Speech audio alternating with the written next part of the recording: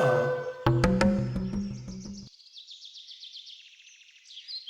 అయ్యో, ఏంది బిడ్డ? ఎందుకు నీకు ఇసంటి పనులన్నీ? అసలే నీకు ఇయ్యాల్సింది పరీక్షలు కదా. పోయి చదువుకోపో. పర్లేదు నాయన, మన ఇంటి పని మనం చేసుకోవడం తప్పేమని చెప్పు. ఇక చదువు అంటావా?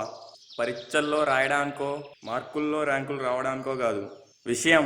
ముందు మనలో విషయం ఉండాలి నాయన. అంతేగాని ఓ పుస్తకాలు పక్కలో పెట్టుకొని గంటలు గంటలు కుస్తీ పడిపోతే సరిపోదు నాయన. నీ చదువు గురించి నాకే దిగులు లేదు బిడ్డ. గీ పరీక్షలేళ్ళ గీసంటి పనులన్నీ నీకెందుకు అని చెప్తున్నా. పోతున్నావా అయ్యా? ఆ, అమ్మకు దండం పెట్టుకున్నావా? మా అమ్మకే నాయన, ఎప్పుడు తన ఆశీస్సులు నాతోనే ఉంటాయి. సరే పోయేస్తున్నా ఆయన. మంచిది బిడ్డ.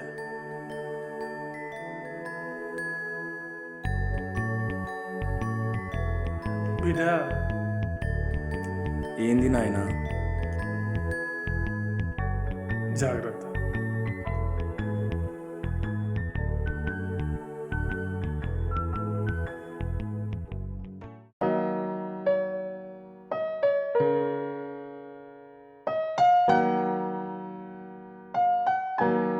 అరే, పిక్కు పెట్టి 2 days అన్నా కాలేదు, అప్పుడే 1K ప్లస్ లైక్సా? ఈసారి పిక్కు పెట్టడం అంటూ జరిగితే దీని అమ్మ 2K దాటాల్సిందే.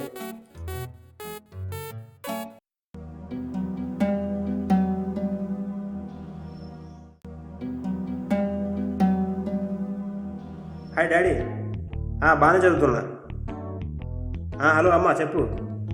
ఏంటి అలా మన ఇంట్లో టిఫిన్? అబ్బా సూపర్, నేనుంటే బాగుండేది. బాగానే చదువుతున్నా, టైంకి తింటున్నా. ఓకే, నువ్వేం దిగులు పెట్టుకోకు, సరేనా? సరే అమ్మా, నేను మళ్ళీ చేస్తా ఫోన్, ఓకేనా? బాయ్.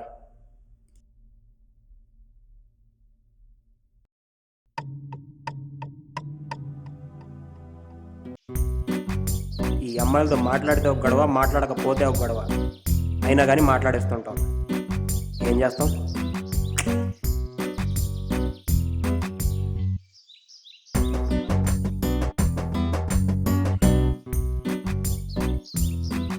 మాస్టర్ టికెట్ ఇవ్వండి.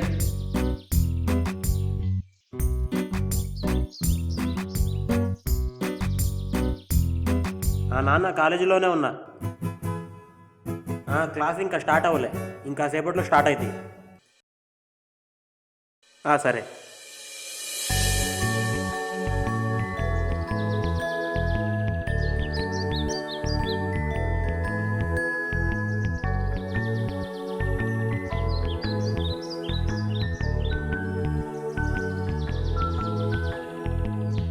ఏంటి రంగారావు గారు, మీ అబ్బాయికి మంచి మార్క్స్ వచ్చాయంట కదండి. మాకేదైనా స్వీటు హాట్ ఇచ్చేది ఉందా లేదా? అయ్యో శ్రీనివాసరావు, భలే వాడివయ్యా నువ్వు. ఇవాళ సాయంత్రం నీకు తప్పకుండా పార్టీ ఇస్తా, సరేనా? మా సంగతి సరేలేండి. ఇంత మంచి ర్యాంక్ కొట్టినందుకు ఈ అబ్బాయికి ఏం గిఫ్ట్ ఇస్తున్నారు ఏంటి? గిఫ్టా? గిఫ్ట్ ఇస్తా, ఇవ్వకపోతే ఎట్టా?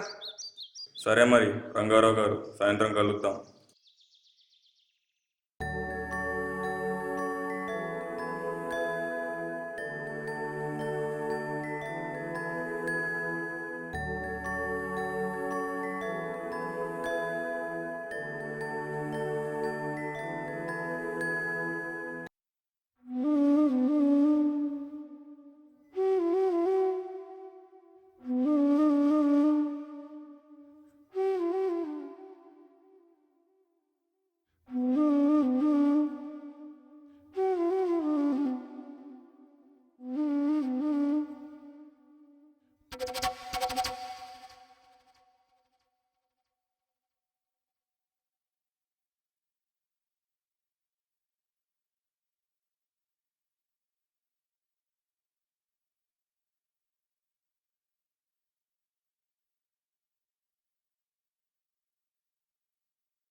ఏంది బిడ్డ?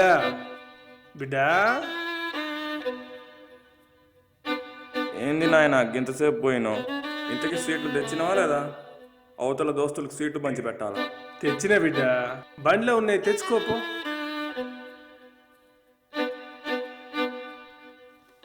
తెచ్చినవా? ఈ బిడ్డ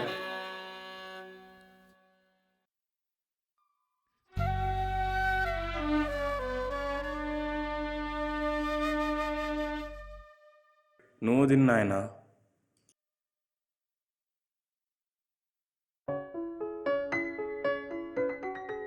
బిడ్డ, నీకు మంచి మార్కులు వచ్చినాయి కదా, అందుకే నేను నీకు ఒక మంచి గిఫ్ట్ తీసుకొచ్చిన.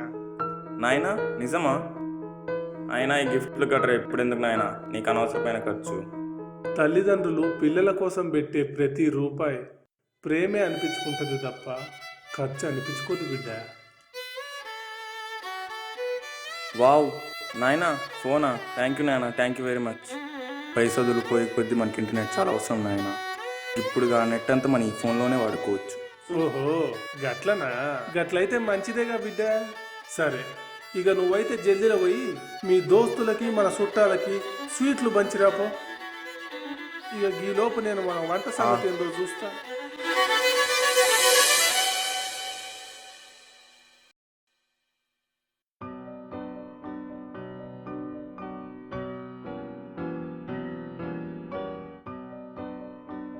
రే సురేష్, మీ అమ్మకి నాకు నువ్వే లోకం, నువ్వే ప్రాణం, సరేనా? జాగ్రత్తగా చదివి పరీక్షలు మంచిగా రాయి. పిల్లల గురించి పేరెంట్స్ ఎంతగా ఆలోచిస్తారో పేరెంట్స్ గురించి కూడా పిల్లలు ఆలోచిస్తే చాలురా. అప్పుడు పిల్లలు బాగుంటారు, పేరెంట్స్ ఆటోమేటిక్గా బాగుంటారు.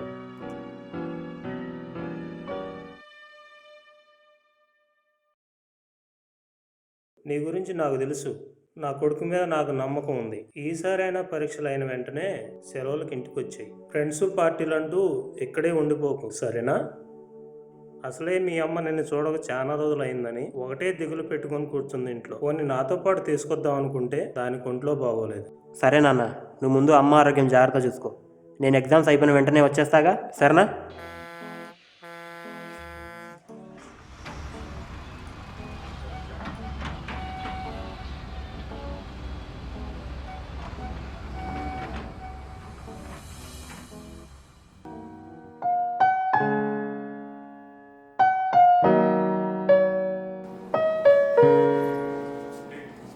బిడ్డా, బిడ్డా రామ్, ఏంది బిడ్డ, ఎన్నిసార్లు పిలిచినా పలుకుతనే లేవు. ఎందుకు బిడ్డ అస్తమానం ఆ సెల్ ఫోన్లో తలకాయ పెట్టి కూర్చుంటావు? దా బువ్వ తిందా.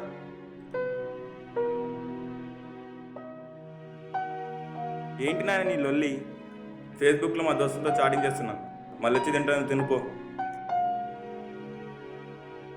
గదేందో ఫేస్బుక్లు గీసుబుక్లతోని మనకెందుకు బిడ్డ?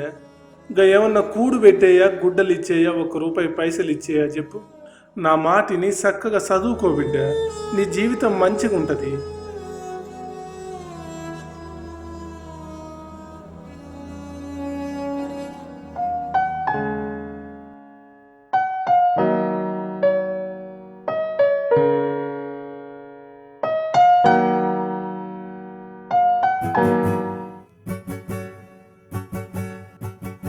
Rumba de la calle.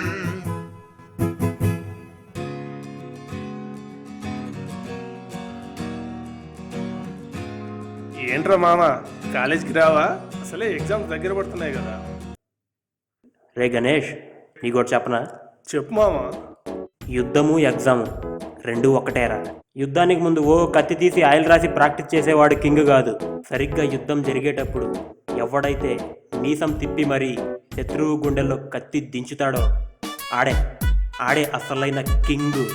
At the same time ఎగ్జామ్స్కి వారం రోజుల ముందు ఓ పుస్తకాలు ముందేసుకుని తిరిగేయటం కాదు. ఎగ్జామ్స్కి ఒక్కరోజు ముందు, సరిగ్గా ఒక్కరోజు ముందు ఎవడైతే పాఠాలతో పోరాటం చేసి ఎగ్జామ్ అంతు చూడటానికి బయలుదేరతాడో ఆడే అసలైన ఎగ్జామ్ కింగ్. సర్లేరా మామ, నీకంత కాన్ఫిడెన్స్ ఉన్నప్పుడు నేను మాత్రం చెప్పేదే ఉందిలే. ఓ ఫ్రెండ్గా నాకు తోచింది నేను చెప్పా, ఆ తర్వాత నీ ఇష్టం. సరే బాయ్ రా.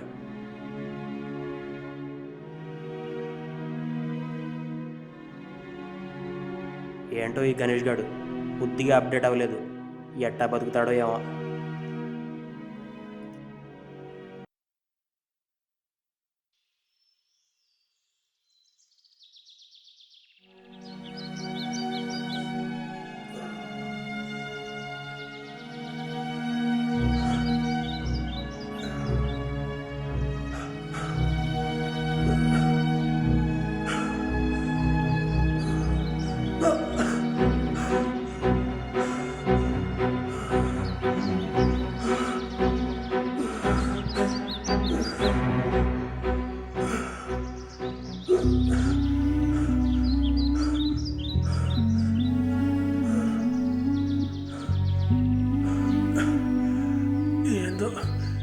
ఇవాళ గుండెల్లో ఎట్టెట్న ఉంది.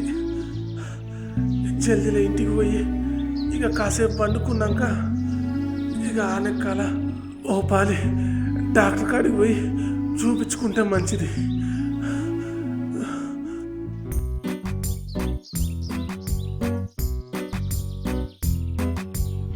మొన్న పెట్టిన ఫోటోకి 1800 లైక్స్, 2Kకి జస్ట్ మిస్.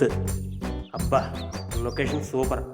ఇక్కడ గనక ఒక పిక్ దిగి FB ఇన్స్టాలో పెడితే నా సామిరంగా 2K పైగా లైక్స్ పసక్ అయిపోవటం ఖాయం. అక్కడైతే బాగుంటుంది.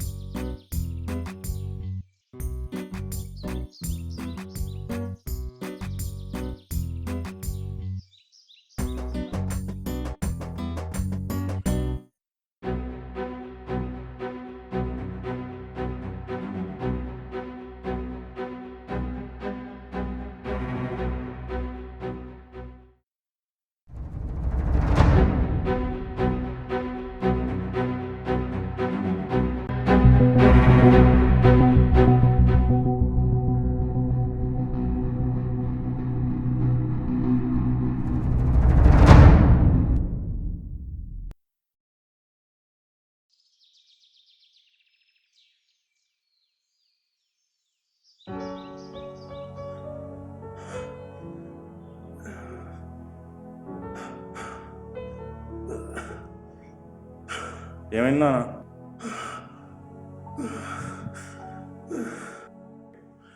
ఏం లేదులే బిడ్డ, జర ఒంట్లో మంచిగా లేకపోతే ఇంటికి వచ్చిన ఇక సందకాడ ఓ పాలి దవాఖానకు పోయి చూపించుకుంటా.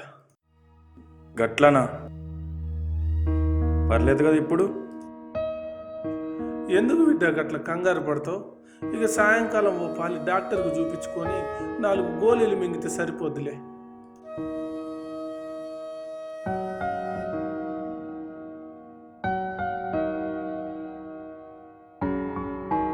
దానాయనా రెస్ట్ తీసుకో.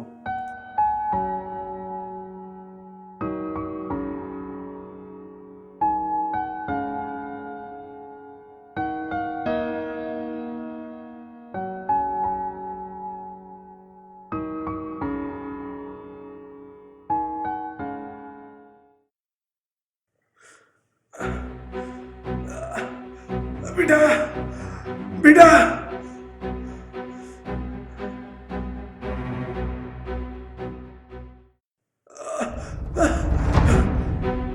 బిడ్డ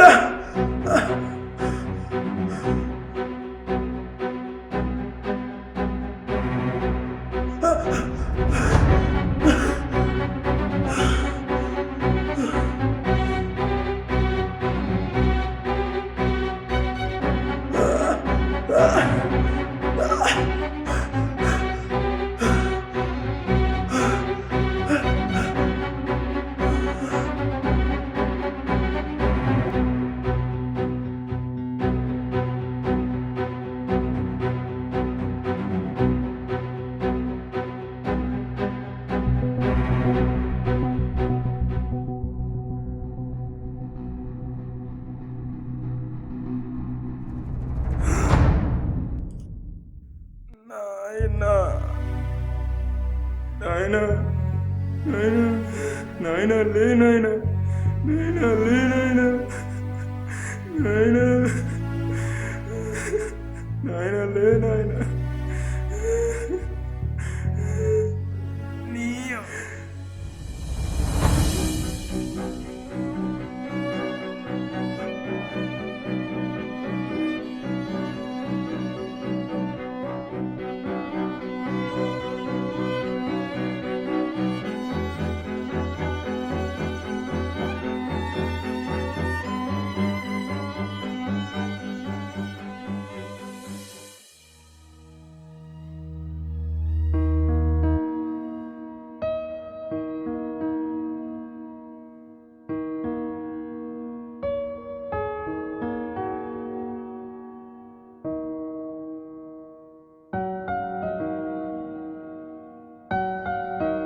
ఆ రోజు నా కొడుకు చేసిన తప్పుకి తన ప్రాణాలతో పాటు నా భార్య ప్రాణాలను కూడా తీసుకెళ్ళిపోయాడు. ఈరోజు ఇతను చేసిన తప్పుకి తన తండ్రిని కోల్పోయాడు. ఇప్పుడు మేమిద్దరం కలిసి ఇంకో కొత్త జీవితాన్ని ఎందుకు స్టార్ట్ చేయకూడదు?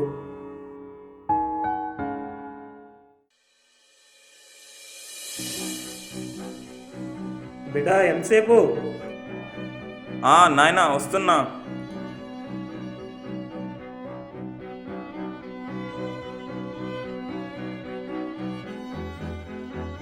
సరేనా బిడ్డ? సరే నాయనా పద.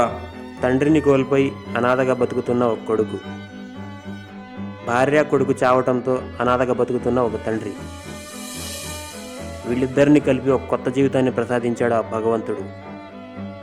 కానీ వీళ్ళిద్దరి జీవితాలు డిస్టర్బ్ అవడానికి కామన్ పాయింట్ మాత్రం ఒకటే, సోషల్ మీడియా. అవును, సోషల్ మీడియాని తప్పు దోవలో వినియోగించుకోవటం.